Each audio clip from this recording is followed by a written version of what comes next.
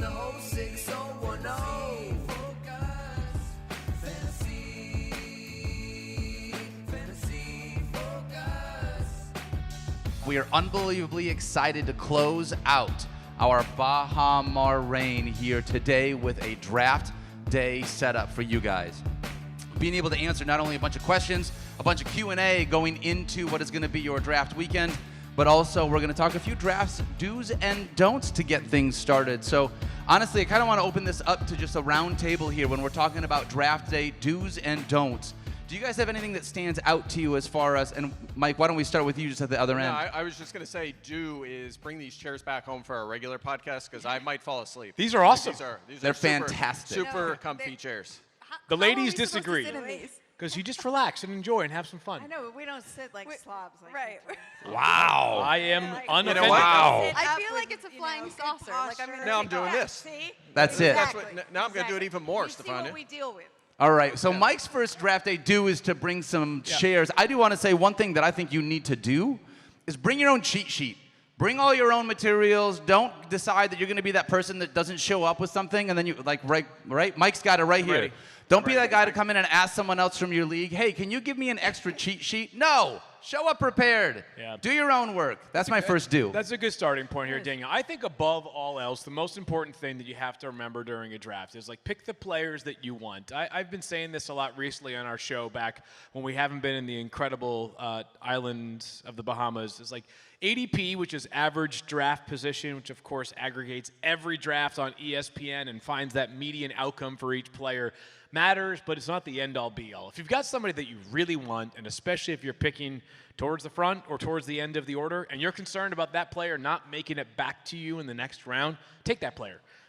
Not long before we came over here, a colleague of ours at work had sent me a note and said, hey, I'm thinking that the 4 top quarterbacks are probably going to go somewhere in the 3rd round. Is that a reasonable target for Jaden Daniels, Lamar Jackson, Josh Allen, Jalen Hurts? I said, yeah, that seems reasonable to me. That's about where I have them ranked. I think that's about where they would go. And he says, I'm thinking about taking, and then like 10 minutes later, he's like, by the way, I'm thinking about taking them in the 2nd round.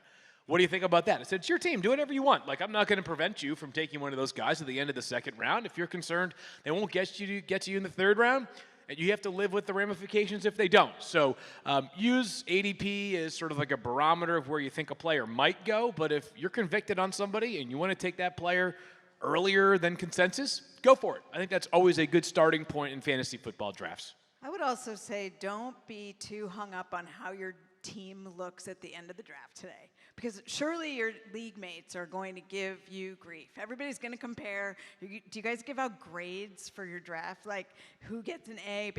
I have to live with Mike Clay, so we all get graded on how we mock That's draft. Mike Clay-I, by the way, for those grades. That's right. The Clay-I version of Mike. I don't think I've ever gotten an A, but I've still won leagues because you don't totally win on draft day. So you win by playing throughout the season, by working the waiver wire, by being quick to respond when there's injury news. That's what we're here for, to help you out all season with all of those things. So pick the team that you want. I agree with Field. I want players that I want. I don't care if you make fun of me for taking Christian McCaffrey earlier than where he's ranked or earlier than where people believe he should be taken, because I am going to enjoy watching Christian McCaffrey, rooting for him, and then also having him beat your team when he outperforms expectations. That's Except right. when he's on the sidelines because he's hurt. Wow. All right, well, Liz. I was Whoa. last year. Maybe Liz don't bring Liz Loza's Loza first to your don't. drafts. Yeah. I don't know. Yeah. Your first don't. Don't draft Christian Trash McCaffrey or talk Saquon is Barkley. welcome at the Honestly, draft. I got to. Fine, I can handle it. I am good with it. And this is like one of the reasons why I love working at ESPN is I was looking at, without like implicating somebody else, the specific person, I was looking at someone's like do not draft list for this upcoming season. And this guy, was like Peyton Manning and like Calvin Johnson. I was like, wow, thank you. That's groundbreaking. At ESPN, you get stuff like Liz being like, I'm out on Saquon and Christian McCaffrey. Like, you got to have some stones to win in fantasy football. And, if we all think alike, no one's thinking. So I appreciate the audacity. But it piggybacks on your point of if you have a hunch about a player, if you are feeling a certain way about a team, then you should go with that. There are no rules. That's what it's called, fantasy football. It is choose your own adventure for NFL fans. So choose your own adventure and go on that journey and enjoy it. Hey, yeah. Look at that.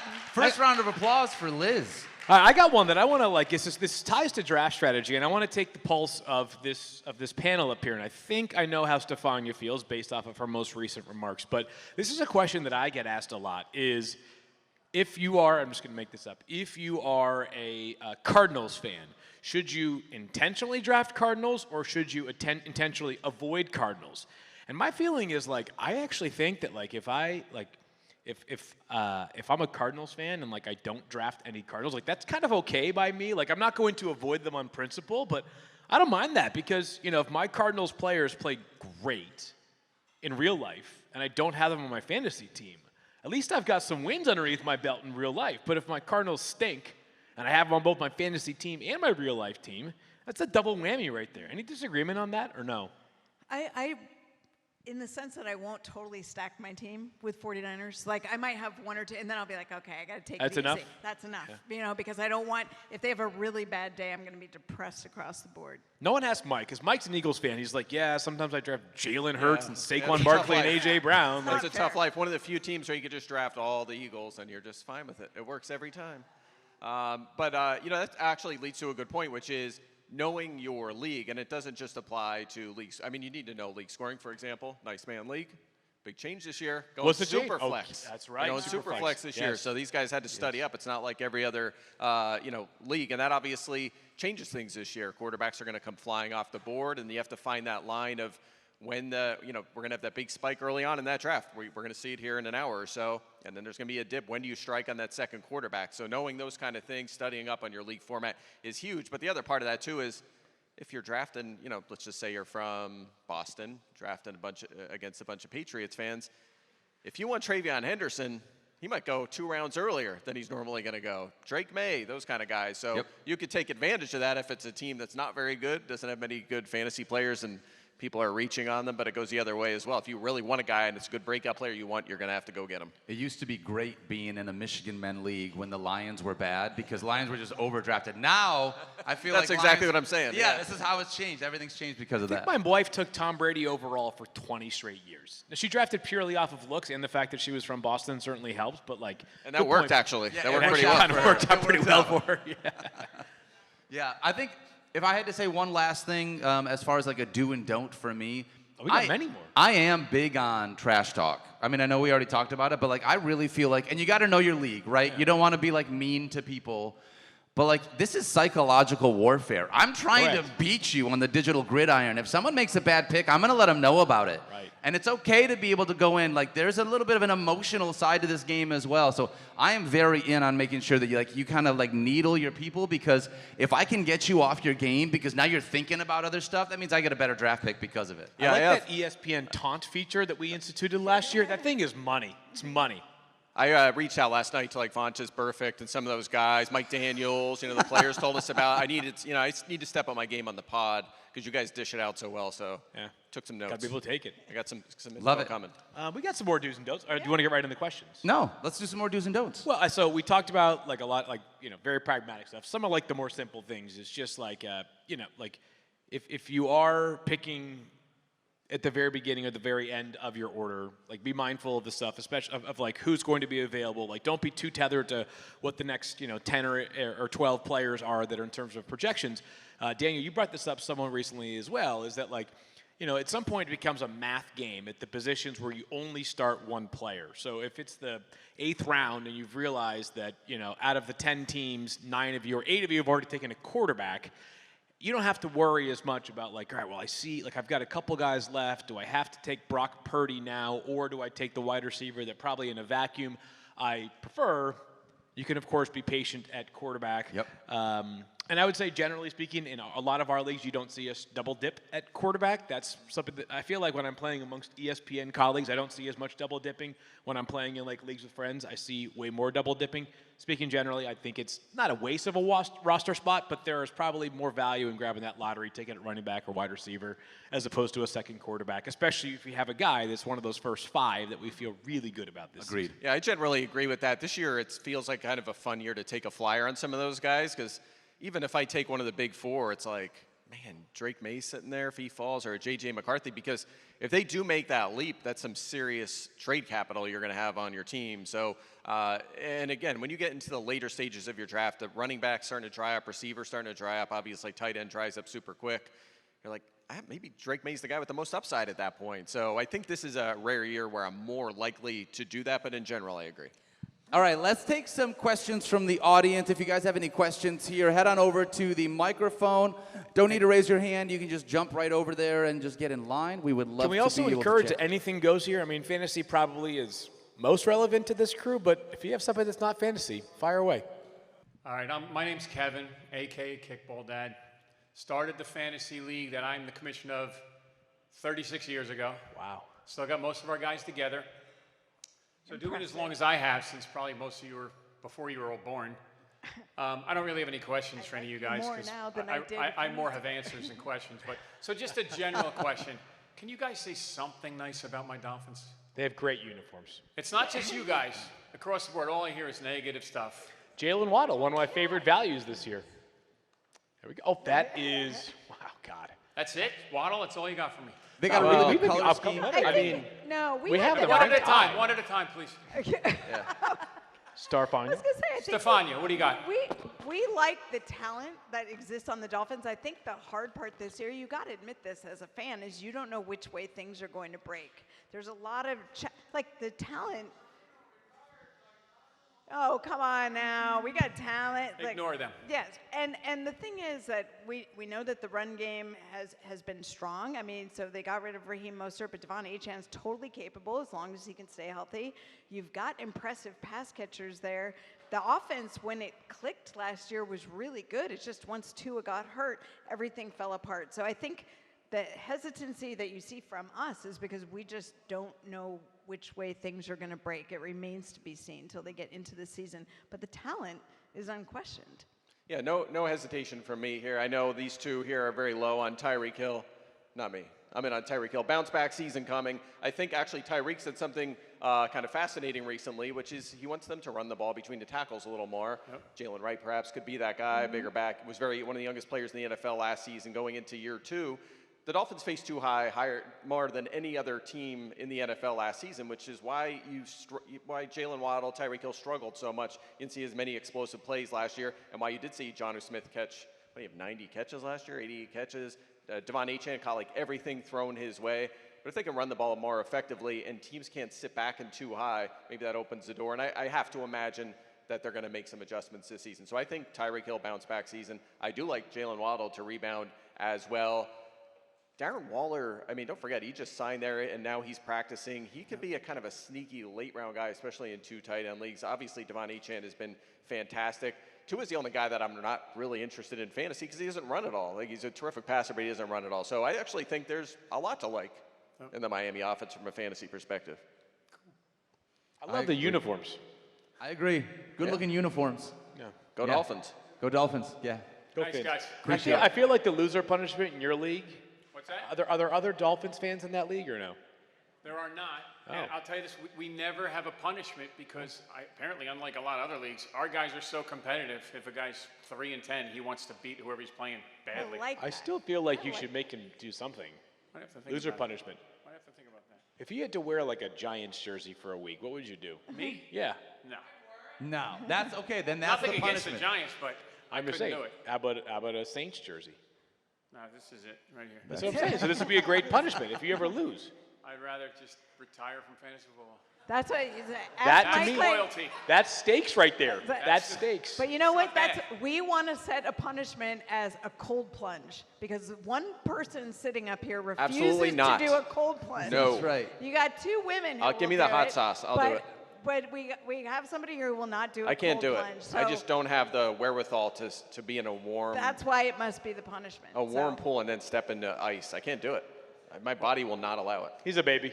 Yeah. Well, I can tell you this. I'd rather do the combine naked than put a Bills jersey on. That's all I'm going to say. We would Okay. also We rather all have you have put a a Bills jersey on, though, for what it's Do the worth. combine naked. Yes, yeah. All right, next question we have. Name, where you're from, Social and the security question. number. Hey everyone, my name is Gary Deemer. I'm from Ohio. Let's go. But Who dey? I got a question directed to you, Stephania, right? Yes. So pronunciation. recently we've seen the news of Brian Robinson Jr. going to the 49ers. Yes, indeed. And my thought is I'm looking at C-Mac sometimes, but he's injury prone. Now you got another good back in that backfield. Do you think that he's going to lose a lot of touchdowns because they're going to put him down to put the shoulder down? We actually had a spirited conversation about this yesterday on our show, and when the news broke. And I think that Christian McCaffrey is really safe in this trade. This trade is all about what's behind Christian McCaffrey in San Francisco. And we can, the injury-prone label, we could have a sidebar conversation about that. It's not something I really like to use unless somebody's been consistently injured throughout their career, like every single season. Christian McCaffrey had 3 down years due to injury, but the rest of his 5 seasons in the league played either 16 or 17 games, or 20 when they went to the playoffs. So he's actually, it's a low number of games or a high number of games and not much in between. And when he's healthy, he's been the number 1 running back in fantasy, and he could potentially be that this year. He could potentially be the number 1 player in fantasy. We also know that Kyle Shanahan won't take him off the field, regardless. So what is Brian Robinson's role? This is where we're talking about how do they view the backup situation? Is Brian Robinson going to get in certain packages potentially? Or I understand because he's a bit of a power back. You think he might be used more near the end zone, but I don't see that happening to take away from Christian McCaffrey. That's not going to happen. I understand what you're saying though. Okay, But, here like, comes but I disagree with you. Okay. I do disagree in the fact of Yates, you were talking about it yesterday. Yeah. About the change of running back situations in today's NFL and how we're not just laying a guy, except it's like Derrick Henry, but More committee type. you're more committee type. And I'm a Lions guy. Yeah. Big Lions? guy. Yeah, but Lions have from Ohio. I love it. You buried the there are lead. definitely more teams doing that in the NFL, for sure. Yeah. But you know who's not doing it? San Francisco. It's because they're from Youngstown. Hey. Barlow, come on, that's where I'm from. Sorry. Shout out Youngstown. But, Is Bo Pelini still the coach there? no. Let's put it this way. If they went to a committee, it would be the first time in the history of Kyle Shanahan with the 49ers that they did. And I think with McCaffrey healthy, that's not going to happen. Even last year when he was out, they were like Jordan Mason all the way until he was hurt, and then it was Isaac Guerendo till he was hurt. So they just don't have a history of rotation in the backfield. You just brought up another name. What's your opinion on Guerendo?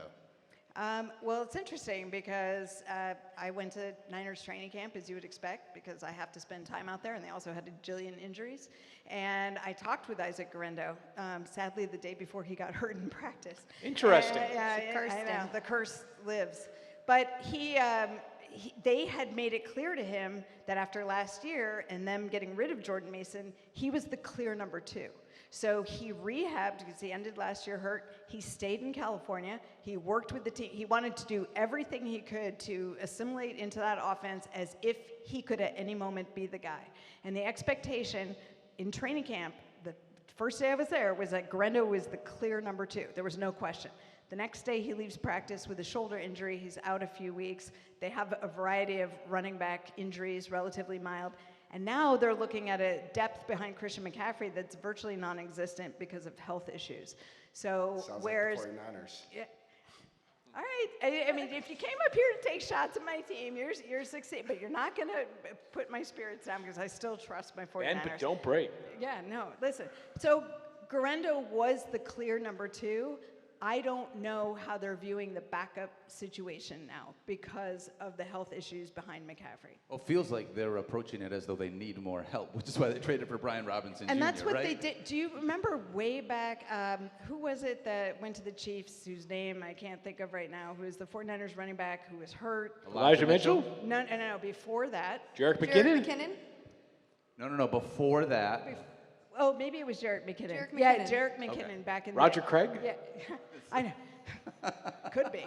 But Jarek McKinnon was hurt, and he came back after an injury and then got hurt again during training camp, couldn't get healthy. They ended up getting rid of him and they sent him off to the Chiefs. They had not enough depth at the running back position. They learned their lesson from that And even after they brought in Elijah Mitchell and they thought he was going to be the guy, he had injury problems. Another reason they got rid of him this year.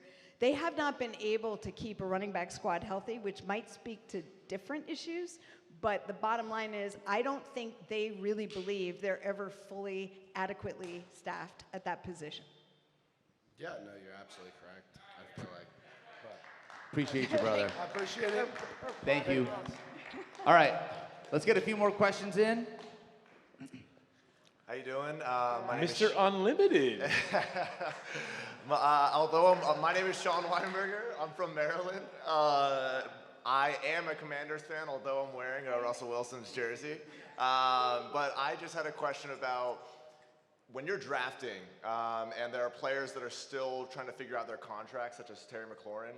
Does that affect your draft strategy, picking him or not in earlier rounds? You've talked about this a bunch, Field, where it's like, I have a certain amount of time that I feel less worried about it, and then once we sort of get to this date, I start getting some pause in my drafting. We're not quite there with Terry. I think all signs continue to point to them finding some middle ground, Terry and the Commanders. So money does talk.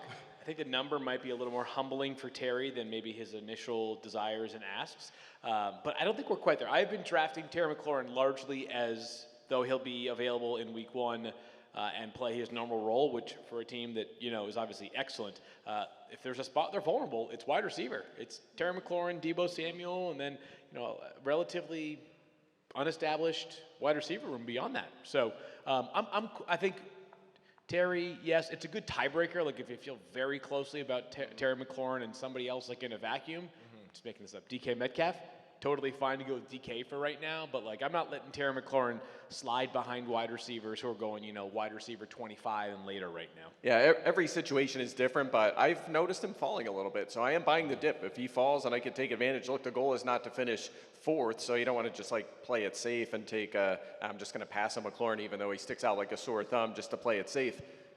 If he signs the next day, you just got a huge boost to your team. You know what I mean? You're playing to win the league, so I'm buying the dip. We saw that happen with Jamar Chase a little bit last year, too. Yeah. He started to Happens all the time. I always then buy that those worked dips. out. That almost always works out. And by the way, he might get traded.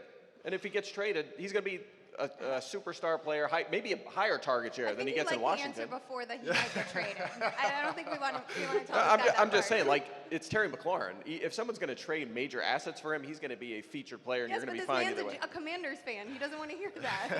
It was a F1 fantasy McLaurin question, or no? was it not? I mean, I'm just. I think it applies. I appreciate it. Thank you. Yes, No sir. worries. All right, a couple more questions we got here, friends. Great hat. My name's Ben. I'm from New York. Everyone loves Jahmyr Gibbs, and he's awesome. I'm not taking anything away from him. But I'm a Montgomery guy, and I feel like last year he really was the running back 1. He started games. I know maybe he got some equal amount of carries sometimes, maybe a little less, maybe a little more. What's your take on him? Why is he dropping so much? Why is Gibbs so high now? I'm going to guess that Mike, off the top of his head, can rattle off David Montgomery's season-to-end finish for the last 4 years. Montgomery is the steak, Jahmyr Gibbs is the sizzle, right? I just think that the weekly upside for those two players is very, very different. Gibbs, without David Montgomery, if Montgomery decided tomorrow to retire and join ESPN Fantasy as an analyst, Jahmyr Gibbs would be the number 1 player, and I don't think it'd be close in draft That's not boards. happening, right? It is not to my knowledge, but I hope not. I've heard just a couple of rumors. But because of Montgomery's presence, that gives a little bit of a discount to Jahmyr Gibbs. But then because of Gibbs' presence, Montgomery's passing game work's going to be reduced, and there are going to be games where Montgomery is limited to maybe 12 touches, because if they're playing in a track meet and they are playing from behind, it's going to be Gibbs on the field. So Montgomery's, but he's one of my favorites. Sort of if you go hero running back, which is just kind of one running back early and wait on that second one. Monty's one of my favorite second running back targets because he's going to have a role as long as he is healthy.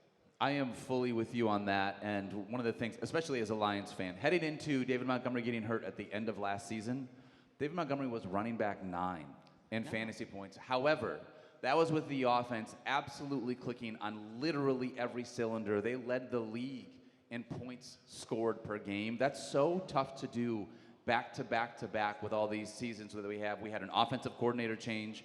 The middle of our offensive line is going to be a little bit different. Frank Ragnow, and this is where you get into like line talk, but like we lost an all-pro center that's going to absolutely impact the way that the middle of that offensive line works. And so I love David Montgomery as well. If anything happened to Jahmyr Gibbs, he would probably be at least a top 12, if not top 10 running back on a weekly basis. But if anything happens to David Montgomery, like we said, Jahmyr Gibbs would be RB1 without much question. So love him as an RB2 for your squad if you want to wait.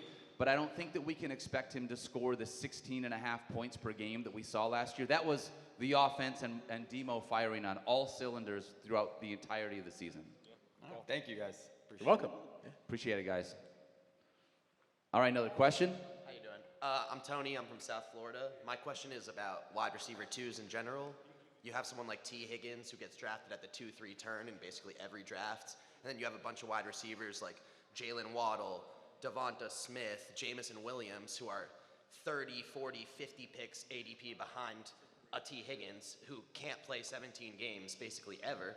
I'm curious why a wide receiver two like them would be so far behind T. Higgins when I think their equity in the offense is similar. I love this question because we talk about this all the time. It's so hard to rank that tier of receivers. There's like I almost feel like there's a clear number one tier, like the top 6 guys that are going in the first round, and then it just starts to drop off a little, and then you get to a point where your ranges are perfect. You're talking T. Higgins, Devontae Smith, all the guys in that range, and then you go all the way down to Jamison and those guys, and even breakouts like Ricky Pearsall and Roma Dunze. Xavier and it's Worthy. Worthy, Rashee Rice. I mean, you can go on, and that's the problem. Like we have to put them in order, and Field talks a lot about tiers. I mean, that's why you utilize tiers, because once you get to that point and those top receivers are gone, you can sit there and say, okay, I have from T, just say T. Higgins to Jamison Williams, I have all those guys in a similar tier, but, running back's starting to dry up a little bit. I still have a guy sitting there I want to grab that's a, RB13 on my board. Maybe it's a Chase Brown or someone like that, because I know coming all the way around, one of those receivers will be left, maybe 2 of them or 3 of them will be left. So I think that's where you kind of have to pick your spots with each position, and wide receiver is a great example of that. You don't be afraid to pounce on one of the top guys, but after that, you can kind of just bide your time and address other positions and just keep an eye on those tiers. So you think a player like T. Higgins is going too high? I mean, I think he's fine. I have him ranked right around that in that top 15 range, but it's not a guy I've drafted a lot for that reason. I'm not really attacking receiver at that point in my draft. I'm oftentimes like, I don't feel great about that area. I'm just going to wait. Because it's such a gigantic tier of players. I think one of the appeals for T. Higgins is that if you've waited on wide receiver because you decided to go with a tight end early or something like that, and he ends up being your first receiver, even though he's a wide receiver 2, he's got wide receiver 1 talent, and he's playing in an offense that is going to have to continue to throw the ball because clearly defensively they're no good. So he has the potential to still be a top receiver for you. I just feel a very similar way about a George Pickens, where the Cowboys defense. Right. But so that's It's a the little difference, anemic, right? really. We already And that's know where that you T. make that Higgins, decision, We yeah. know that the Bengals offense can support 2 wide receiver 1s, essentially, for fantasy purposes.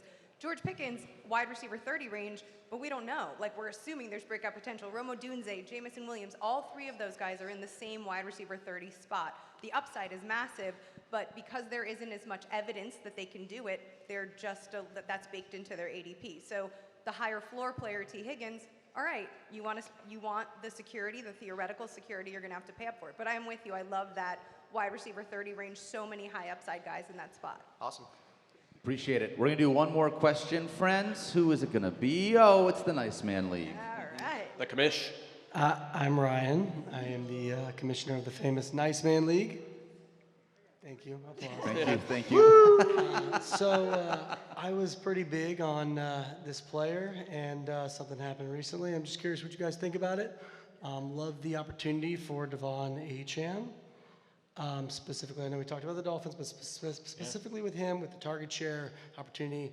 Now with the injury, how much are you taking that into account when you're looking at him? Because obviously he's sliding a bit, but offensive line's not great. Like, how concerned are we when we look at the ADP and everything based off of where he was? Before we answer, can I just shout out to the entire kickball family that, like, whenever the words Dolphins are uttered, we just throw Finn up. I feel like I'm at a Buffett concert. Rest in peace. Well, I do think the offensive line is better than it was last year, so I'm going to throw that concern to the side.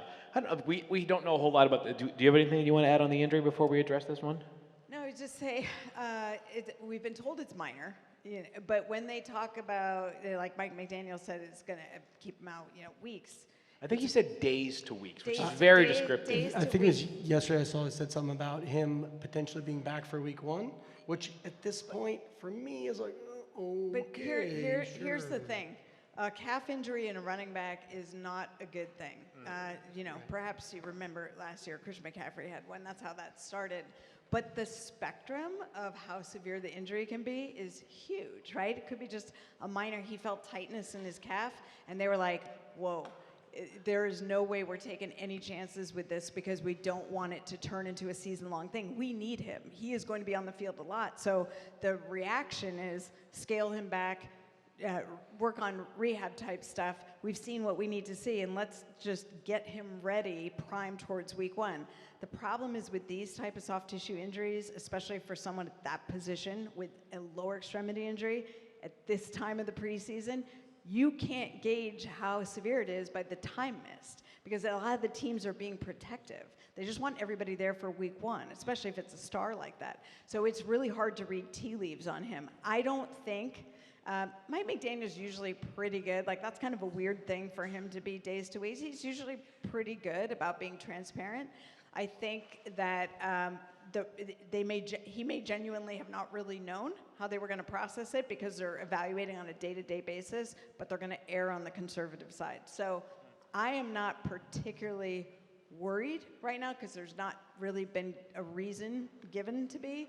And there's no indication that anyone else is going to be taking a big share of the workload there yet. Yeah, I haven't changed my evaluation of him at all. Maybe like 10% more likely to grab Jalen Wright, move him up a spot or two. Ollie Gordon. If you take HM, maybe slightly more likely to Ollie take Gordon.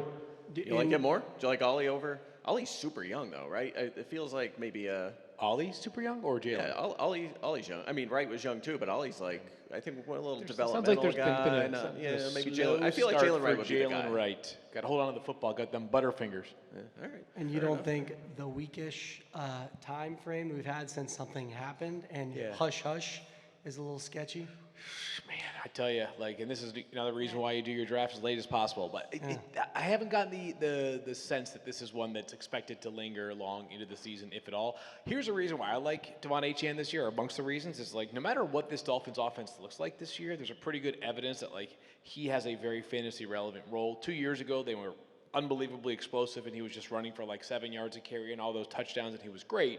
Last year, when they couldn't run the ball and they couldn't pass the football down the field, it was let's just dump everything off to Devon Achane. So the only way in which I don't think he would have a year that kind of pays off the return of a late first-round pick is if they decide that they really are dedicated to a power-running scheme, and Ollie Gordon looks like 2023 Ollie Gordon at Oklahoma State when he was the Doak Walker Award winner, which is given to the best running back in college football. That feels unlikely. I guess possible, but unlikely to me. So I'm in on Achane. I think I had him. I think he was number 11 on the most recent top 100 ranks for me. Cool. Thank you. I feel like we need a Jalen Wright, Ollie Gordon board bet or something. Sure. Love it. Listen, the We Nice need- Man we- League was Ollie Gordon. They were picking up what I was putting down. So. That's Nice, a man. good deep cut there. We need an insurance. We were talking about insurance running backs. Earlier, yeah. We need to talk about this more. Yeah. All right, let's close this out. All right, one more question. Go ahead. Okay, Michael O'Grady. I live here in the Bahamas. Nice. And Lucky. pretty simple question. When would you draft defense? Which round? Second to last. Second to last round. And a kicker? Last round. Not me. I'll take the kicker early if it's like a Brandon Aubrey or somebody who I want that I kicker. agree. I don't want to wait till the very, very end. So Okay. they can mock me all they want. This is the part about doing your own draft. But Brandon Aubrey, I've had him on my teams consistently. I agree with you, actually. And one, probably not related to the draft, for all 5 of you, who's going to win the Super Bowl? Lions. Eagles. Saints. Repeat. Commanders. Wait, where's the Super Bowl this year? Oh, that's right, and it's at Levi's. Bills. My biased answer is the Eagles. My real answer is I think this is the year the Ravens do it. I think it's the year. Ravens, complete team. Ravens. They get over the top. Niners. Sean Harbaugh gets it. I think Niners this is win. the year. I think Bills or Ravens. I said Commanders. Bills. Commanders. Ooh, Bills. I may adjust that pick Spicy. later. What about the Raiders? Maybe in a Listen, couple brother, years. I'm Maybe in a glad couple you live years. in the Bahamas where the stress is low because the Raiders are not winning the Super Bowl this year. Well, let's close this out with talking about one player that we feel like we need to leave a draft with. We will make sure and do this rapid fire. I'll start so that you guys can think about this, but one player I want to leave drafts with this year is Ricky Pearsall. With where he's going in drafts, the ADP, so sorry, Stephania.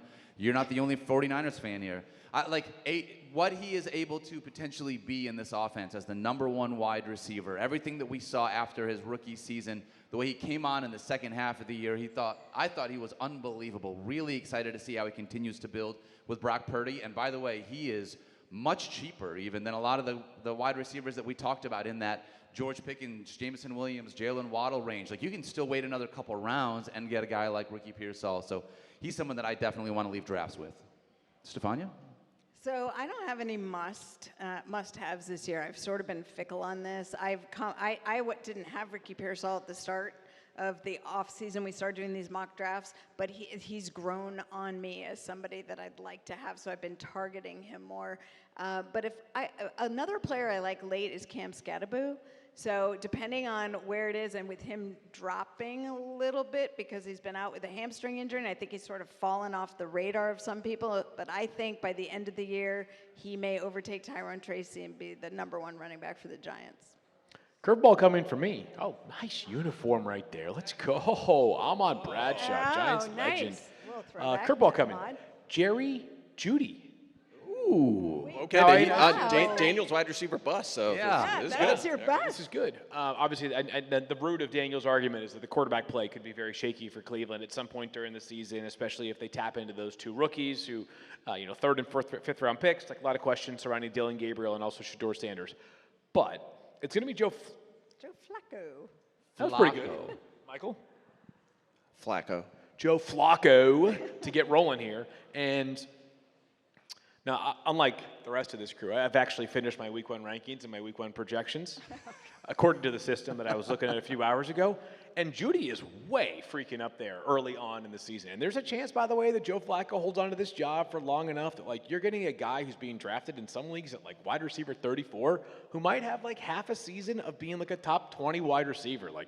Nobody besides David Njoku is going to command a lot of targets there. Judy's just a flat good football player. I know he had a slow start to his career, but I think Jerry Judy is going to have a very productive beginning of the season. So you're not worried about Joe Flacco, like targets being down because he's scrambling a lot? We're not worried about that? I'm not worried We're about not worried Joe about Flacco that at all. Okay, Sr. good. Just Thank making you. sure. Put a little respect on Flacco's name, will you?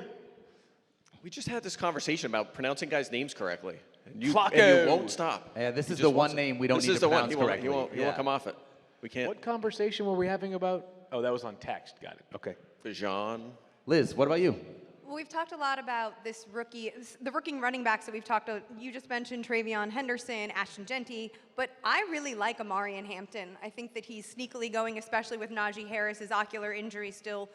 There's question marks around it. We're in a Jim Harbaugh. She said ocular. I like ocular that. Yeah. injury? An An eye eye. injury?